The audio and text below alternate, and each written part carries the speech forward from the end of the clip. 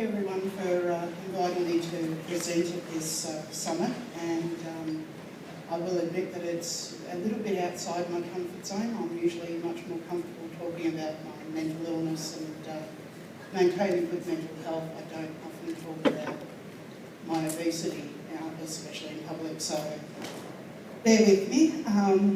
Despite my obesity, I am very visual in the community as an advocate, especially working in the mental health field.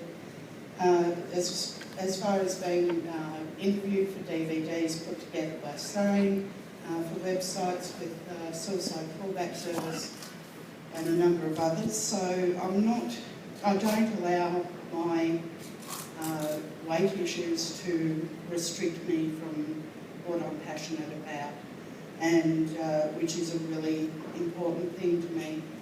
I've lived with obesity most of my life. In the early days I was told it was contributed by the fact that I had endometriosis, and it was hormonal and it'll rectify itself one day. Then I was diagnosed with mental illness and I was put on medications. What we didn't know at the time was that of the 4 medications I'm currently on and have been on for almost 20 years, 3 of those medications would cause ongoing and continual weight gain. Not just initially when I started the medication. I take them every day, so every day they are having a contributing effect to my weight. I've spoken to doctors about my obesity. I have asked what can be done. They have done tests to assess for thyroid underactivity or overactivity. I'm tested every 6 months for diabetes, high blood pressure, cholesterol, fatty livers. Fortunately, they always come back that I don't have any of those issues. Unfortunately, it doesn't give me an answer as to what I can do to actually shift some of the weight. Some of the comments that I've heard from doctors when I've mentioned wanting to lose weight is, let's get your mental health under control first. I've heard that for the last 8 years, and am confident in saying that that has been quite under control for the last 3 or 4 years, so it's a very frustrating comment. I've also inquired about having a gastric band or bariatric surgery of some kind, and I was told when we went through my diet, I don't eat enough and I would starve if I had that surgery.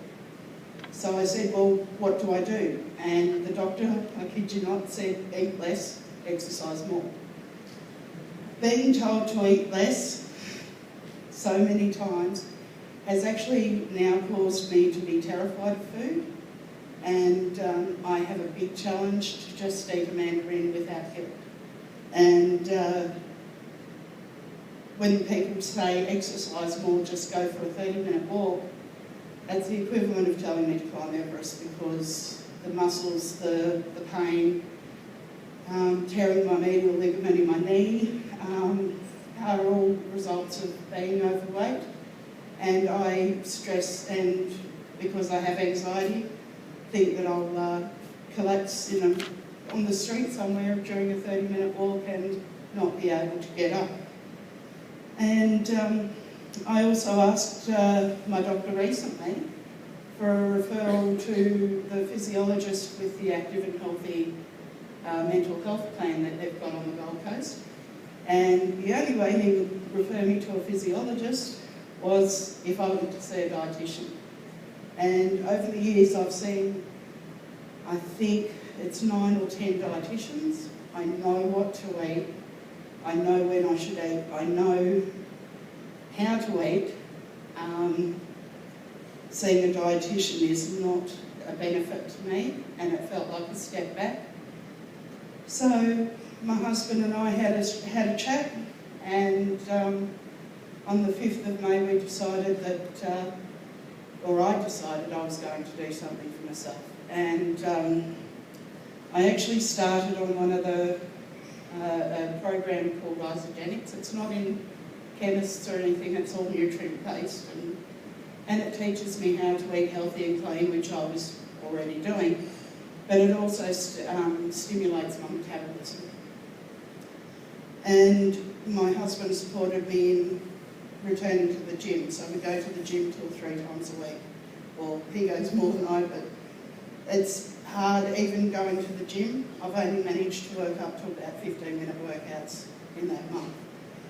I have lost 8 kilos in that month, so it's pretty cool. But being overweight, there are so many daily struggles. I still can't put my shoes and socks on myself. My weight defines what I'm going to wear.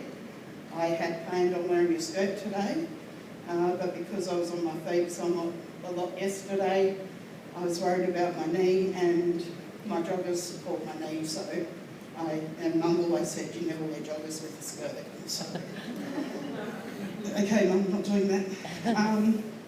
Trying to do housework. My contribution to the housework is sometimes just washing the cups up for the day, because that's the only thing I can stand to do. My back aches, my hips ache, and I can't contribute anymore. I can't contribute to the vacuuming or the mopping, and thankfully I have a very, very supportive and caring husband who takes care of all that and won't point him out that he's in Vodafone shirt.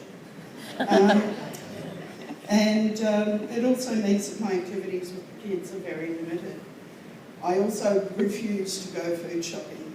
The comments, the judgment of people in the shops is horrifying, and people don't understand that just because I'm the one there with the shopping trolley, with food in it, with cereals in it, doesn't mean they're all for me. People don't understand that there's a family behind the person. So I don't do it. I just prefer not to. I don't go shopping, I don't eat out. I have terrible fears due to that. And it's all stemmed from the medication that I take, and I think that that's got to be really considered quite seriously at this summit, is the effect that medications are having on people in regard to obesity. When I researched the list of medications that contribute to weight gain, every antidepressant that I've heard of is on that list. And as I say, it doesn't just contribute to weight gain, it contributes to ongoing and continual weight gain. I am a happy person. I'm very proud of where I've gotten to in my life. My family are very happy. They're very amazed and confused as I am about, Mum, you don't eat anything, how are you overweight? Thankfully, we have a lot of discussion about it. We share a lot of information at home. And we share ideas. And they're very supportive. But it would just be nice to be able to go to the doctor once and not be told, eat less, exercise more, or get your mental health in order, because I've got that there. I just want to move on, and I just need a little bit more support. So thank you for hearing me, and thank you for listening.